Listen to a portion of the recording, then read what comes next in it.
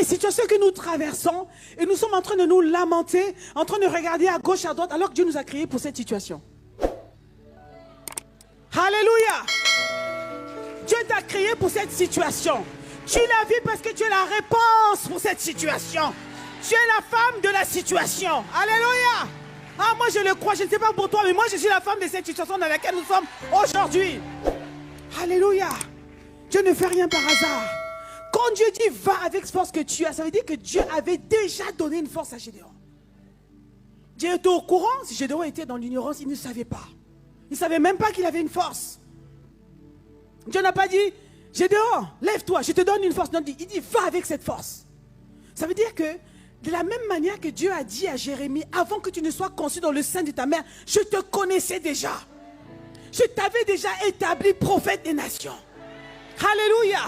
C'est la même chose que Dieu vient dire à Gédéon, je t'avais déjà armé.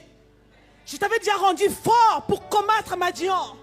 Je t'avais suscité pour ce temps si présent. Je savais que Madian un jour allait venir mater mon peuple. Alors toi, tu es l'homme de la situation. Alléluia. Est-ce que quelqu'un reçoit quelque chose aujourd'hui? Amen. Alors bien-aimé, acclame le Seigneur. Waouh. Quand le Seigneur a ramené ça dans mon esprit, j'ai dit, Seigneur, comment nous pouvons passer à côté des choses que toi tu as créées, dans l'ordre que tu as établi?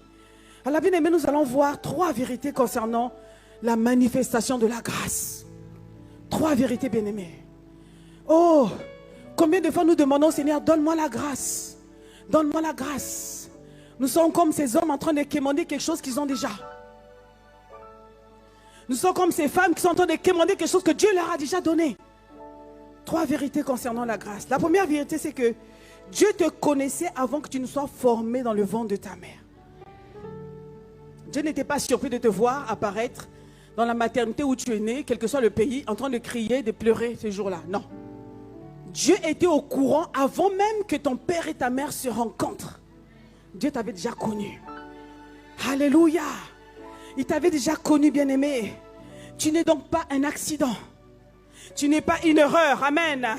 Ta trajectoire sur la terre, avait déjà été tracée par Dieu. Avant que tu ne sois manifesté sur cette terre, Dieu t'avait déjà connu. Alléluia, c'est ce qu'il a dit à Jérémie, bien-aimé. Je te connaissais déjà. Quand Dieu sort une vérité, c'est pour nous interpeller. Ce n'est pas parce que c'était Jérémie, parce qu'il est Dieu d'éternité. Il connaît tous les hommes. Il dit que je connais le nombre de cheveux que tu as sur ta tête. Donc, des fois tu te dis, mais Seigneur, à quoi je sers? Dieu te connaissait, il te connaissait. Deuxième vérité, c'est qu'il t'avait déjà établi, il t'avait déjà donné une fonction, une mission avant que tu ne naisses. Alléluia. Est-ce que je parle à une femme aujourd'hui? Il t'avait déjà donné une mission avant que tu ne naisses. Il y a des gens qui sont sur la terre, ils disent, Seigneur, ou ils commencent à chercher une mission. Je ne sais pas, c'est quoi? Qu'est-ce que je dois faire? Qu'est-ce que je dois faire? Il y a quelqu'un qui sait déjà ce que tu dois faire. Il y a quelqu'un qui sait exactement. Il y a quelqu'un qui sait exactement. Alors je me suis dit, Seigneur, mais si tu sais ce à quoi tu m'as appelé. Et le Seigneur dit, regarde Gédéon, regarde Jérémie. Si le Seigneur t'a déjà établi, c'est qu'il avait prévu une mission clé en main pour toi sur la terre. Et quand le Seigneur te donne une mission sur la terre, en même temps, il t'équipe pour cette mission. Amen. Il n'attend pas que tu aies la mission pour dire, écoute, fais comme si. Il t'a déjà équipé. Amen. Il a dit à Jérémie, je t'ai établi prophète des nations. Tu sais ce que veut dire prophète? Ça veut dire que tu peux parler de ma part. Tu en es capable. J'ai déversé en toi mes grâces pour le faire. Alléluia. Donc bien aimé, toi et moi, nous avons été équipés par Dieu. Alléluia. Oh, il ne nous a pas laissé oasis, bien aimé. La mission qu'il nous a transmise, qu'il nous a confiée, il nous a équipés pour. Alléluia. Est-ce que tu le crois? Alléluia. Acclame le Seigneur, acclame le Seigneur. Il t'a équipé. Dieu t'a équipé, bien aimé. Ne sois pas oisif. Il y a des gens qui s'interrogent, à quoi sert ma vie? Ta vie sert à quelque chose, bien aimé. Ça veut dire quoi? Troisièmement, il t'a donc appelé, il t'a équipé, ensuite il t'a oint. Oh, moi je pensais que tu allais acclamer. Je ne sais pas, mais moi, lorsque je méditais cette parole, j'étais tout excité, bien aimé. J'étais debout. J'ai dit, oh Seigneur, c'est tellement vrai. Tu n'es donc pas un tonneau vide, bien aimé. Ta vie sert à quelque chose. Tu es une solution que Dieu a apportée sur cette terre pour gérer certaines affaires. Tu as été designé pour être la réponse à une chose sur la terre, bien-aimé. Alléluia. Oh oui. Tu n'es pas là par hasard, bien-aimé. Peut-être que tu as l'impression, mais non, c'est une impression. Peut-être que tu es encore comme Gédéon avant. Oui, Gédéon ne savait pas. Mais ne dis pas parce que je ne vois pas que je ne suis pas. Tu es avant de voir. Alléluia. C'est pas parce que tu ne vois pas que tu n'es pas. Tu es avant de voir. Dieu t'a établi, il t'a oint, il t'a équipé. Ça veut dire que tu es. Alléluia. Quand Dieu pensait à ta vie, il avait dit, toi tu viens sur la terre pour solutionner tel problème. Oh oui, c'est comme ça notre Dieu est. Ça c'est la vérité biblique. Yes. Moi j'ai été suscité pour gérer un type de problème. Ah oui, Dieu ne m'a pas laissé comme ça.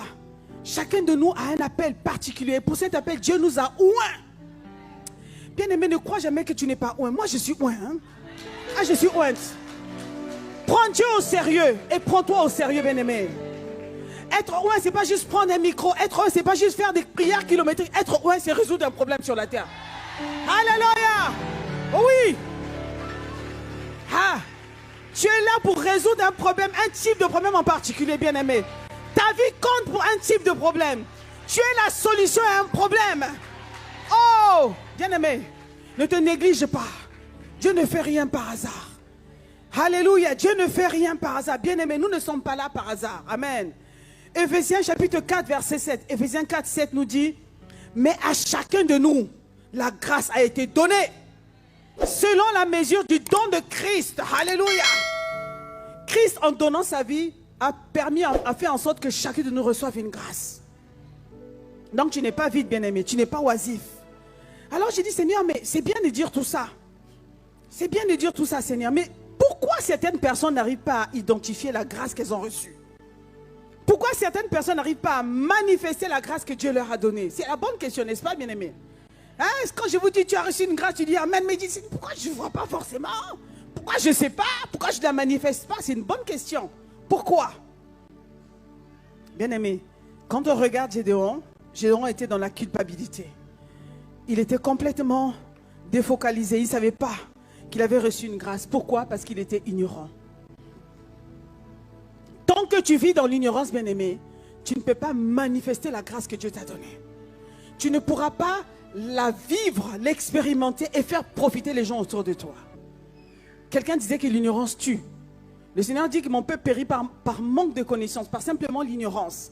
Donc l'ignorance, c'est vraiment un ennemi que nous devons vraiment combattre.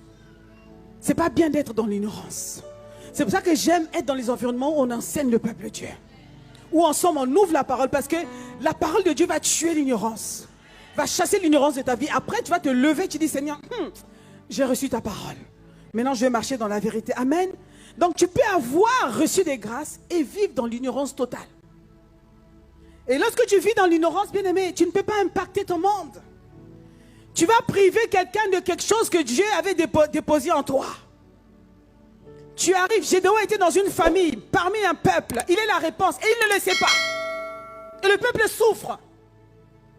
Le peuple est dans la désolation parce que Gédéon était ignorant. Bien-aimé, c'est ce que nous voyons aujourd'hui. Nous avons traversé plusieurs crises.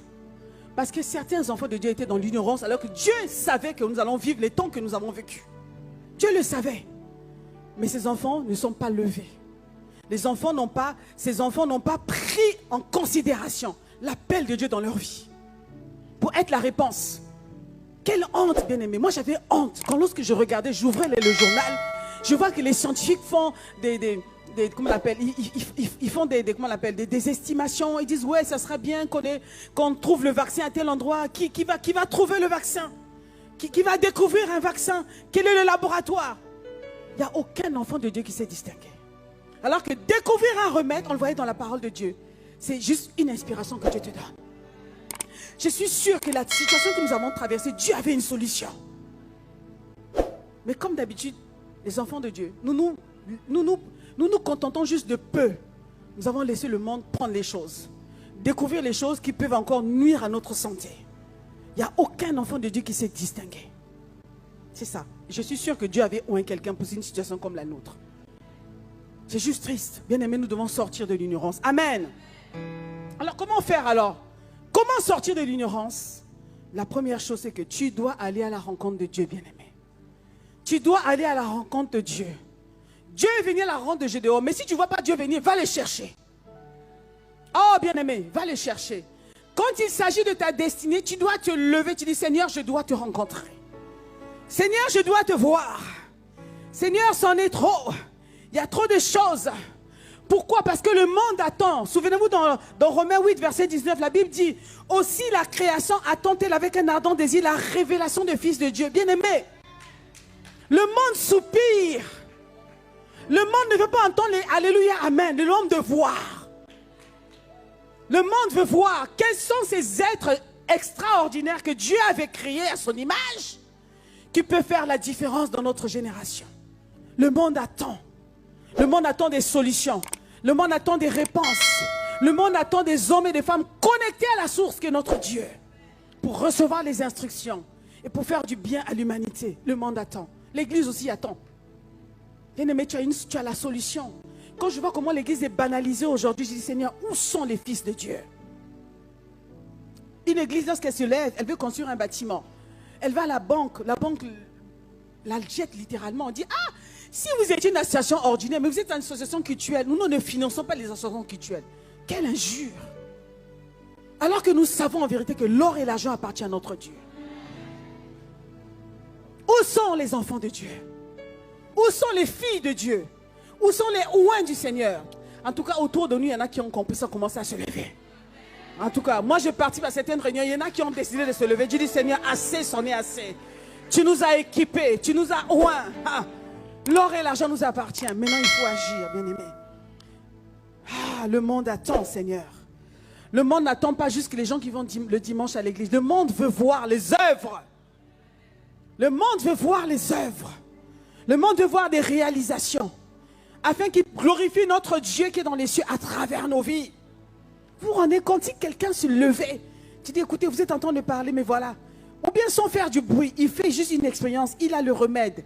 Et les caméras viennent le voir, mais comment vous avez fait quoi? Il dit, écoutez, moi je ne suis pour rien, c'est Dieu qui m'a donné la formule. Waouh!